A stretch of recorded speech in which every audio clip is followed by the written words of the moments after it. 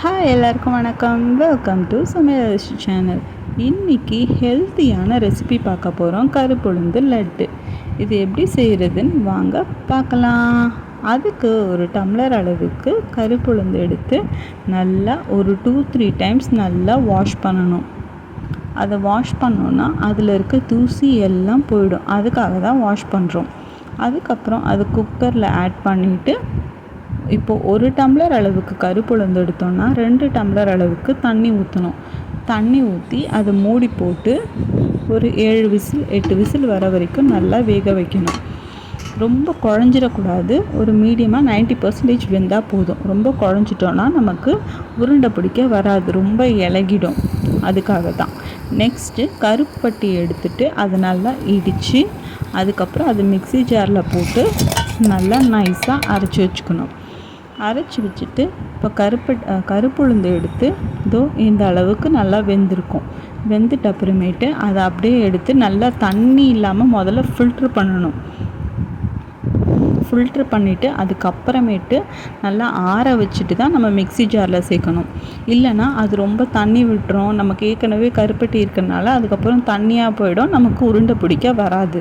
அதுக்காக அந்த கருப்புளுந்தை நம்ம வேக வச்சுட்டு அந்த தண்ணியை நல்லா ஃபில்ட்ரு பண்ணி எடுத்துட்டு அதை நல்லா ஆற வச்சுட்டு அதுக்கப்புறமேட்டு தான் நம்ம மிக்ஸி ஜாரில் சேர்த்துட்டு தேங்காய் துருவிட்டு அந்த மிக்ஸி ஜாரில் எடுத்துருக்க அந்த கருப்புளுந்தையும் எடுத்துகிட்டு அந்த இதில் தேங்காவை நல்லா ஆட் பண்ணி 3த்தையும் நல்லா மிக்ஸ் பண்ணிவிட்டு அதுக்கப்புறமேட்டு நம்ம கருப்புளுந்து லட்டு பிடிக்கணும். லட்டை ஒன்றுனா பிடிச்சி வச்சோன்னா நமக்கு கருப்புளுந்து லட்டு ரெடி.